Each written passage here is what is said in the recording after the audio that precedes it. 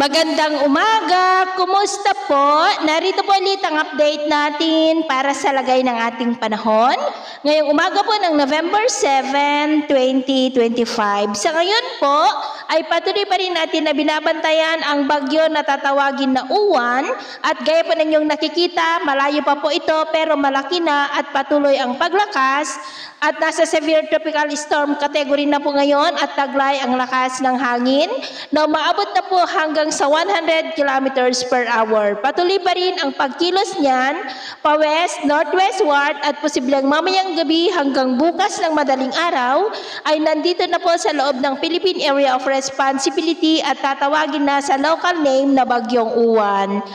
Mamayang hapon rin po ay posible na yan na nasa typhoon category at bukas, araw ng Sabado ay posible na yan na isang super typhoon. Ayon din po yan sa datos ng Pag-asa.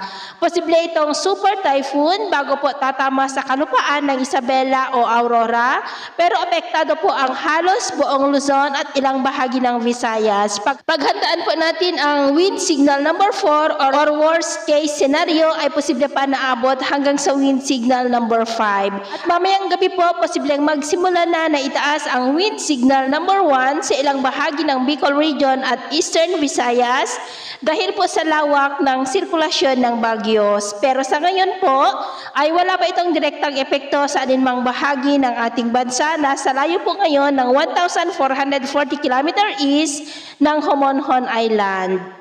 At sa lagay po ng ating panahon, ngayong madaling araw ay maayos pa rin ang panahon sa malaking bahagi ng bansa, pero may tsansa pa rin ng mga isolated rains, lalo na po sa extreme northern Luzon, Santa Ana, Cagayan, ilang bahagi po ng Ilocos Region, Bataan, Coron Island, Masbate, Eastern Visayas, Surigao del Norte at Tawi-Tawi.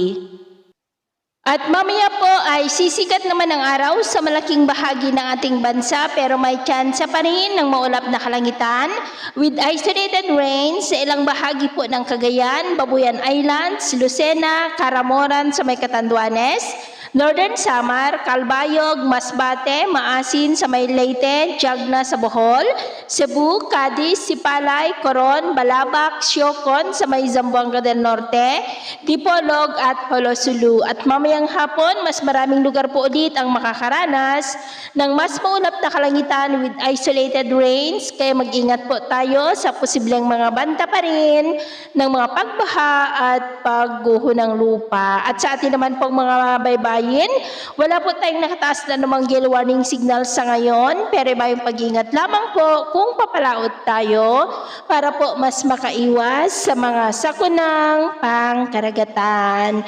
So ito ang latest update natin sa araw na ito. At ako po muli si James na nagsasabing sa kahit anong pagsubok po na darating sa ating buhay, huwag po tayong mawawalan ng pag-asa. Thank you and God bless!